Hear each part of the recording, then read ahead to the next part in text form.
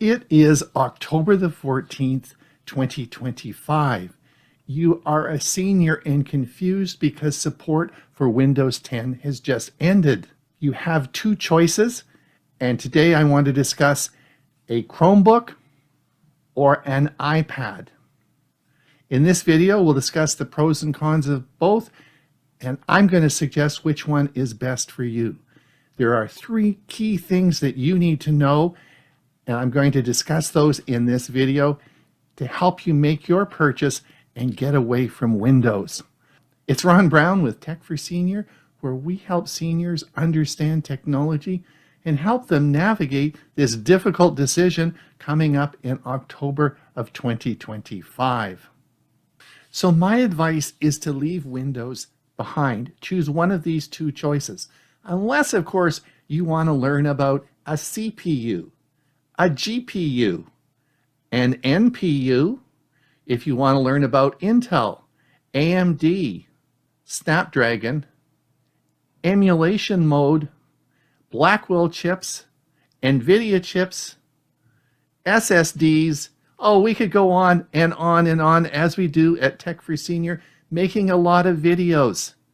We also talk a lot about the Windows 11 problems with updates and all the failures that occur. In other words, you have to do 3 Hail Marys before you do an update because it may not install. Do you really want all this headache as you're turning the corner and have to make a decision? My advice is to watch this video and choose either a Chromebook or an iPad. And I'm going to tell you which of those two you should choose. So in 2025, both the operating system on a Chromebook and an iPad are mature systems and a replacement for your Windows 10 machine. Don't be worried. You can do everything you need to do on both these machines. So let's have a look at the Chromebook first. I want to talk a little bit about the operating system. So this slide is an old slide that I've used in the many courses I teach on Chromebooks. And in this slide, you'll see 3 pictures. You're going to see the big trucks depicting the operating systems from Apple and Windows.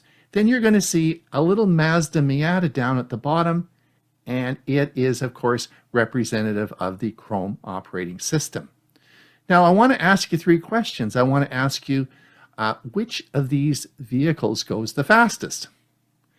Which of these vehicles has the least horsepower? And which of these vehicles is the most fun to drive? So let's look at this. Of course, the ℸ𝕝𝕝 𝔸𝕝, it's going to go faster. It's going to go like stink.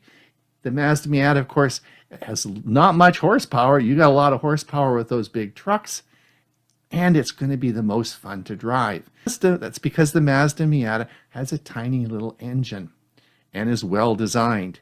Those 2 great big trucks up there representing the Windows massive software operating system is because it's a legacy system. It's huge. It requires a lot of horsepower to run and a lot of space on your hard drive. And the same with the Apple operating system. So let's have a look at this tiny little operating system called Chrome OS. You know, it's so small that we put 2 copies on every Chromebook. Yeah, you get 2. So there's a primary copy and a secondary copy. The primary copy is what you run on your Chromebook, and the secondary copy stays in the background. And you know what happens to it? Well, that's where all the updates occur. All the security features, all the updates, everything happens on that secondary copy. And when you go to bed at night and have a sleep, they secretly switch the copies on you. And when you start your computer up in the morning, instant, you wouldn't even know that it had a new version of the operating system on it. All happens behind the scene. No more Windows update in the middle of a program. No more failed updates. No more Windows hassle with updates and security features on your machine. It all happens secretly in the background. It's magic. We call it magic in our course. We call it magic. So let's talk about security on a Chromebook. Chromebooks have never been hacked and never will be. Chromebooks, of course, were designed by Google through the US school system. In other words, they were made for kids and they had to be secure. The other issue is they're a modern operating system. In other words, they've only been around for about 10 years. So it has all the latest in security features, unlike the old legacy systems we had that, of course, require antivirus, malware protection, and it goes on and on and on. If you have a Windows machine, you'll understand all that. Well, in a Chromebook, there is no security software that you need. All the security software is built into the operating system and kept up to date. So you don't need McAfee or any of those antiviruses. You don't need malware or anything like that on a Chromebook. It's all included for free in the operating system. I often get asked, what other software comes with a Chromebook? Can we use other software? Well, your Chromebook actually comes with a whole suite of software. To give you some examples, it comes with, of course, Gmail. Who doesn't use Gmail? It comes with Google Docs, document service, Google Sheets, and many more features, all included for free on your Chromebook. If you want to use Microsoft products, that's available as well on a Chromebook. Now, I often get asked about AI. Can you use AI on a Chromebook? Of course you can, and it's integrated as well into the software. And on my new Chromebook I just showed you, when I first started it up, it said, "Hey Ron, how would you like Gemini Pro free for a year?" I said, "You got to be kidding. I was going to pay $340 for that." And they said, "No, we'll give it to you for free." That's what I paid for my Chromebook. So I now have a whole year of Gemini Pro for free, and it was a promotional package on my Chromebook. So yeah, it's great. It's free. I like free. So in our courses, we often get students coming in with their Chromebook. They sit down very nervously and they look at me and they say, "Well, how do we set this thing up?" Oh, I said, "Well, just put your Gmail username and password in." And they do that, and all of a sudden, instant, like it's just instant, the machine fires up and all their stuff is there. Everything that they have in their Google account is all online right there. Their eyes bug up and say, "How did it do that?" And I say, it's just magic. We call these magic machines. So listen, I could go on all day long talking about the benefits of Chromebooks, and I've done a lot of videos about that, and I'll put some of the links in the description. Let me give you a few tips as we move on with this video. The first thing is I'd like you to set a budget of about $300 to $500 for a Chromebook. And the reason for this is there's a lot of cheap Chromebooks particularly on Amazon. Stay away from refurbished machines or secondhand machines that you see. A lot of these are leasebacks from the school systems and just aren't going to be a fun machine to use. So set a budget. I also have made a number of videos about purchase considerations for Chromebooks in 2023, 2024, and 2025. The links will be down below and you can have a look at that. But listen, you need to know one important thing. Last year, Google came out with a standard for Chromebooks, and they're called Chromebook Pluses. And because there's so many different models and makes and models of Chromebooks that it can be confusing. So what they wanted to do is have a label that showed a minimum standard for what you would want, and that's called a Chromebook Plus.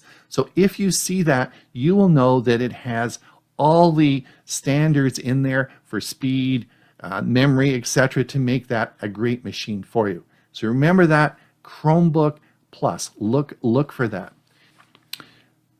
So the next thing is the size of the screen. I know a lot of seniors have trouble with their vision and you like a bigger screen. I would stick to around a 14 or 15 inch screen. There's a few models of Chromebooks that have bigger screens, but don't buy those. Those are too big and they're clunky. You can plug any large monitor into a Chromebook. So I'd go big, get a 34-inch monitor, plug it in, and then you'll have no trouble with your vision. The other thing you should understand is that all Chromebooks come built in a casting feature. So it'll cast the image to your TV. So you can use your Chromebook and you can watch it on like a 90-inch screen. So you get a huge screen and it automatically will cast to most modern TVs now. And that's all built into a Chromebook. Now, to give you some further help, because there are a lot of models out there, I'm going to recommend you to a website called Chrome Unboxed. They have a wealth of knowledge there, and Robbie Payne, who's their tester there, almost tests every darn Chromebook that's made. They have great videos on selection and all the features of all the new Chromebooks that are there. And I'll put the link here, but I would suggest if you want to do some more online research and you want to look, Chrome Unboxed is a great place to go. And no, I don't work for them. They don't even know about me, but I always plug them because it's a great site and a good resource for you. So pop over there if you want to look at all the different makes and models. The next thing you should know is something I really sort of found out this last year in 2024. My Pixelbook, which is my favorite Chromebook built by Google many years ago, finally needed replacing. And so I spent last year doing a huge amount of research trying to find the specific model that I wanted. And of course, where did I go? I went to Chrome Unboxed and followed all Robbie Payne's reviews. Well, none of those machines were available in Canada. In fact, Chromebooks are sold selectively into the US market. Hey, it originated from the schools and it's sold specifically into the US market. And even in Canada, the number of new models that come out in Canada is very limited. Now, my daughter, who is an international school teacher, who has taught, now let me get this right, has taught in Japan, New Zealand, Singapore, 8 years in China, and is now teaching in Africa, says, Dad, nobody has ever heard of a Chromebook in those areas. So you'll find once you get out of the United States, Chromebooks work all over the world, but you're probably going to find a very limited selection. So just to let you know that don't be surprised if that's the case. Of course, what is not limited is an iPad. No matter where you go in those countries and how far you go out into the rural areas, they all have iPads. iPads are universal around the world. So I'm not going to spend a lot of time talking about all the features of iPads. Of course, you probably know that. But iPads have a great operating system. Now remember, they're made by Apple. Unlike Chromebooks, which are made by all sorts of different companies, iPads are only made by Apple. And Apple has a strong history of security and great operating system. So there's nothing wrong with an iPad. It's a great machine. But just hold on, don't go yet. I want to give you the 3 most important things about this video that you need to know in making your selection for between these two. So hang in there for a few more minutes and we'll get to that point. So a Chromebook or an iPad, both great machines, but which one should you choose? All right, let's decide how we're going to do this. And I want to come to point number 1. First of all, it depends on what cell phone you have. If you have an iPhone, and let's face it, over 50% of the United States customers have iPhones as cell phones. In Canada, it's even a little more, so it's common. If you have an iPhone, you should buy an iPad. There's no question about that. The two just work great. Think of it like this.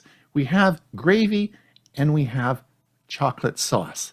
So chocolate sauce is great on ice cream. Gravy, not so much. Gravy goes on roast beef. So if we're looking at the iPhone, then you really want to get the iPad because the two complement each other. They work great together. Don't even consider a Chromebook. Phone. Let's go over to Android. And if you have a Pixel phone, then your selection should be no-brainer. It should be a Chromebook. There's a special relationship between, well, it's Google, I guess. There's a special relationship between Pixel phones and Chromebooks. They work really well together. Now, of course, if you have another type of Android phone, such as maybe a Motorola or a Samsung, they work well with Chromebooks as well. It's the same operating system talking to each other.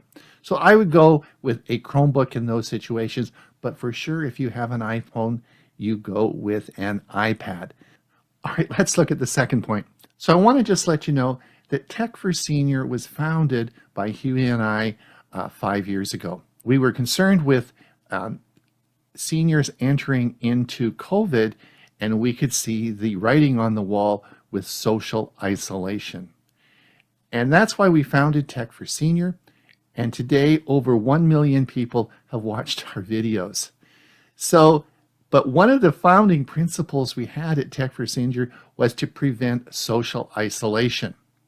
So when you're looking at this and you're trying to make this decision between the two, my advice is to decide what your family is using. You want to stay connected with family and friends. Now, in my case, both my daughters and family all use iPhones. They have iPads, iPhones, everything Apple. They have never heard of Android. So you know what? That's why I have an iPad. We talk to them. One of them lives in Africa, the other lives in Australia. But we talk to them every day. You know, the kids call us, everybody calls us. We use this as a communication tool to talk to our family. So my advice is that you search out your family, talk to them, and decide really what they're using for communication. They'll tell you they're all using it. You may not be, but it's important that you make this decision and start using these devices, because as seniors, our life changes and you may be moving into different type of environment.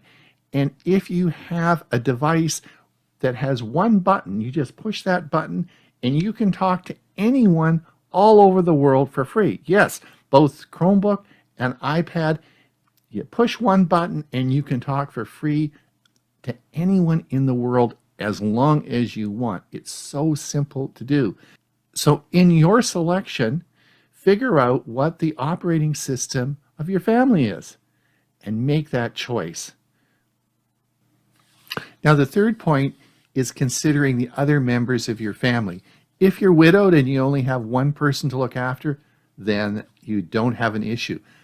But if there is a spouse involved, then you need to consider what their needs are with their machine. For example, your wife may be a quilter and maybe her sewing machines need to be updated, or the software that she uses with them is Windows based.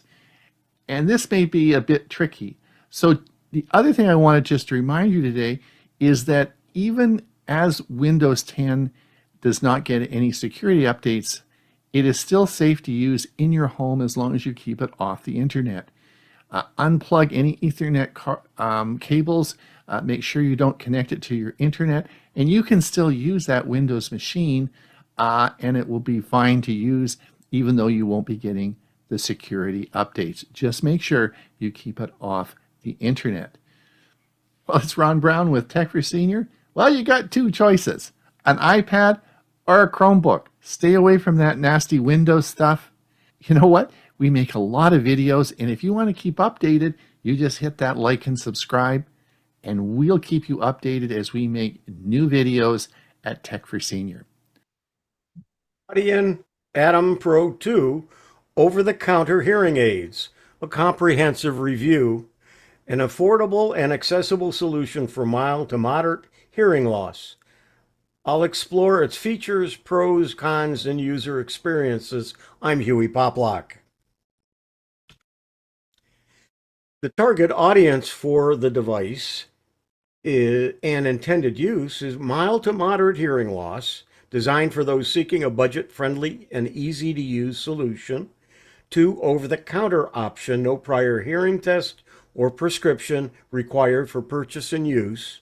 An alternative to expensive aids, provides essential features at 95% less cost than prescription hearing aids.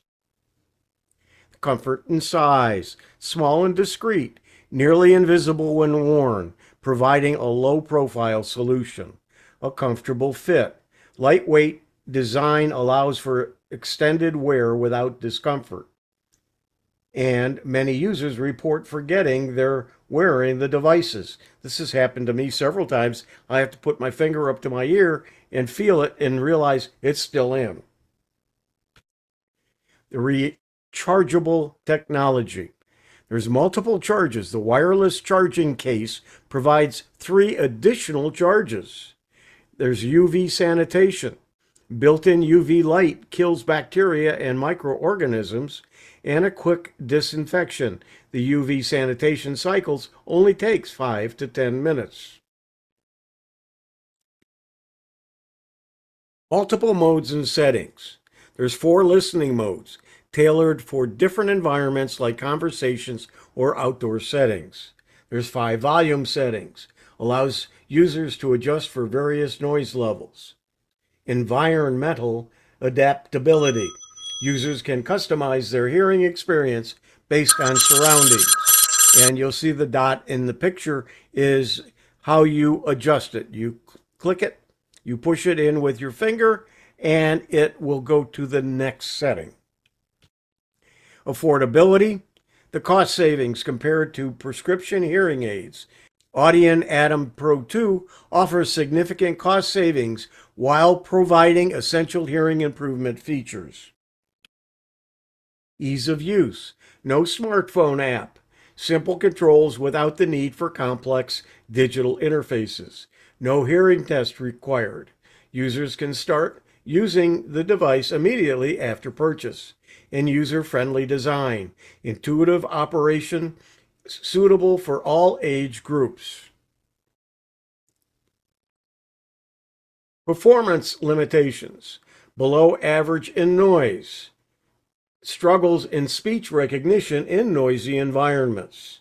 Limited power. May not be suitable for severe hearing loss cases. And comparison to high-end devices, performance may not match expensive prescription hearing aids. Connectivity and control issues. There's no Bluetooth connectivity. It lacks app control for adjustments. Manual controls. The volume and mode changes require physical button presses, and the volume reset, devices reset to default volume when powered on. And independent operation, left and right aids work separately, potentially causing delays. The UV sanitation feature, the effectiveness kills up to 99.99% of common surface bacteria.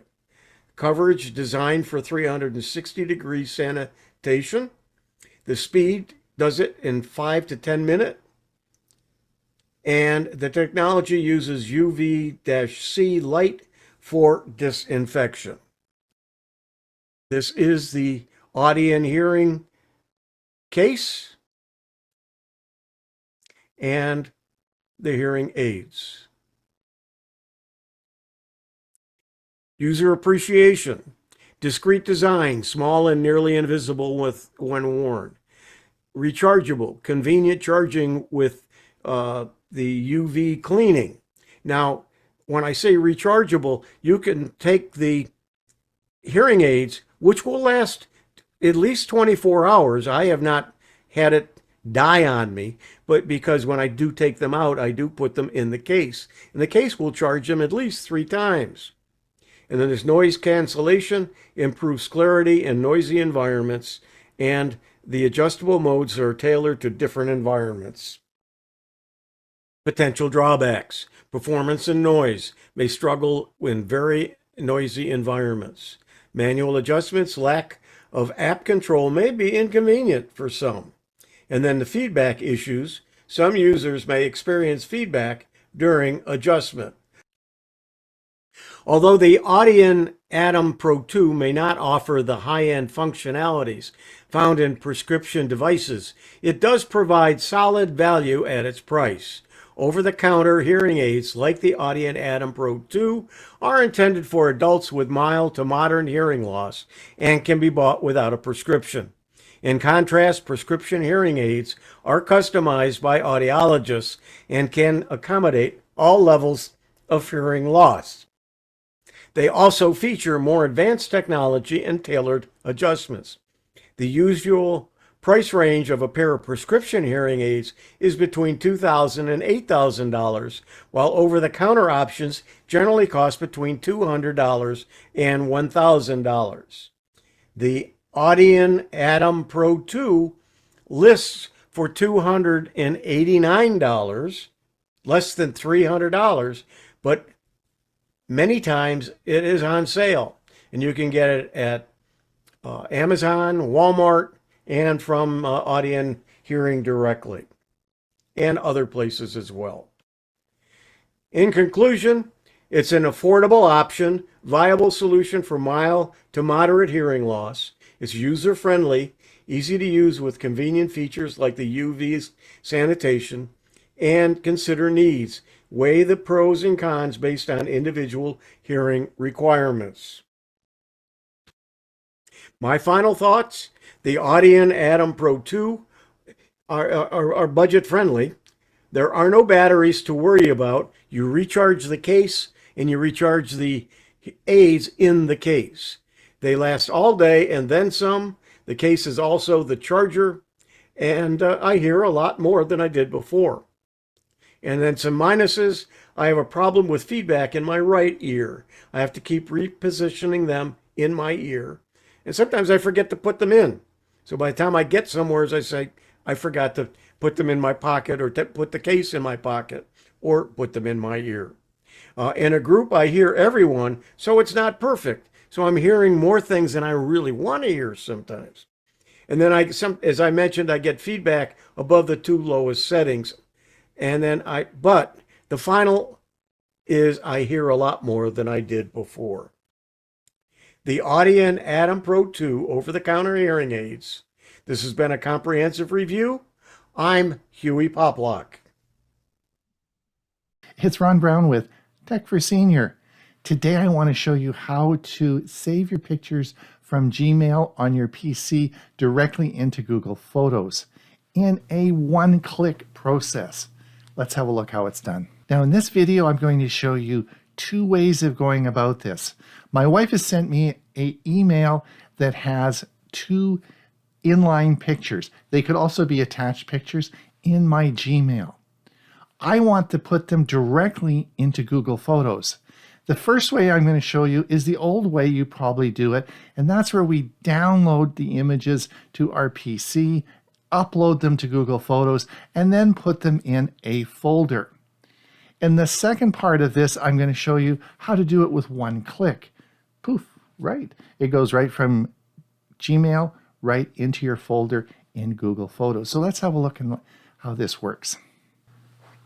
Let's open the email from my wife. Step 1, State Trials is the name of the email, and there are two pictures of Sam here. And here are the two pictures that I want to upload to Google Photos. We're going to, first of all, download these. You'll see the little download button here. We're going to click this, and we're going to download this picture into our downloads directory on my PC. I'm going to label the first one Sam, and we're going to place this in the downloads directory. This is the step 1 procedure. There we go. We're going to do the same thing with the second picture, and we're going to call it Sam1.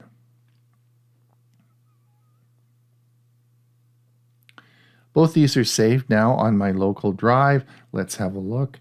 Here we come up to our downloads directory, and we'll see Sam and Sam1. Both pictures are on my downloads directory on my PC. We now have to get them into Google Photos. So let's come over to Google Photos. We're going to click Google Photos. And in Google Photos, we're going to do step 2. And we're going to upload these from my computer into Google Photos. We're now going to select these. We're going to come back over to my hard drive and select both pictures. And we're going to upload these into Google Photos. Step 3 is we're going to add them to the album called Grandchildren. We're going to complete this, and then I'll open the album up and you'll see both of the pictures there. So here's the album called Grandchildren, and there are the two pictures of Sam as a 3-click process. So let's go back to that email and have a look at the picture of Sam. I'm going to take my cursor now and I'm going to bring it to the bottom of the picture. And I want you to pay attention to the three little boxes here. The first box is the download box. This is what I used in the last demonstration. The next one is add to Google Drive. This is not a good idea because if you click this, it will simply add it to the root directory in Google Drive, which will not be in Google Photos. Unless you have a specific reason to add it to a file in Google Drive, I would skip this. On the right hand, you see a new box and it's called Save to Photos. Why they didn't save it to Google Photos, I don't know, but this is to Google Photos. If you click this button, this will save this picture directly to Google Photos and you will not have to download it and upload it. So let's see what happens when I click this. Save to Photos. So how do I get the picture directly into the folder called Grandchildren as a one-step click? Well, let's have a look at this. As you see on my timeline, you'll see a picture of the picture of Sam. Now this is just in my regular Google Photos. This is in where I keep all the pictures. How does it get into the album? Let me show you how this works. Let's create a new album. And we're going to call this Create a New Album. And we're going to call this Sam Test. Now, when we want to add pictures, we're going to come down here and select People and Pets. Let me click this. And we're going to come along here. And here's a picture of Sam. So this is, I'm going to click this. So all the pictures of Sam will be added to that album. I'm going to let it notify me when all the photos are added, and then I'm going to confirm this. And it's going to load all the pictures in my directory, which are thousands and thousands of pictures going back to his birth, and they're going to put these into my album called Sam Test. And I can also notify or invite family and friends to add them as well. So let's click here and we're going to we're going to choose my wife to add pictures here as well. So when I choose her, we're going to send her an email and she's now going to be added to this album. So you'll see, of course, there's myself, you'll see there's my wife, and any pictures that we take that we save to Google Photos, facial recognition will identify that these are of Sam, and they will automatically add it to our this album called Sam Test. So we've set one up for our grandchildren, and we have all our grandchildren in there. So any pictures we take that go into our photo albums are automatically put into the album called Grandchildren. This is through facial recognition in Google Photos. One step, right from Gmail to Google Photos. Well, it's Ron Brown with Tech for Senior, right from Gmail into your Google Photos album. One click. You remember the like and subscribe? I'd sure appreciate it if you'd give us a subscribe and click that like button. Until we see you again, have a great day and enjoy your Google Photos.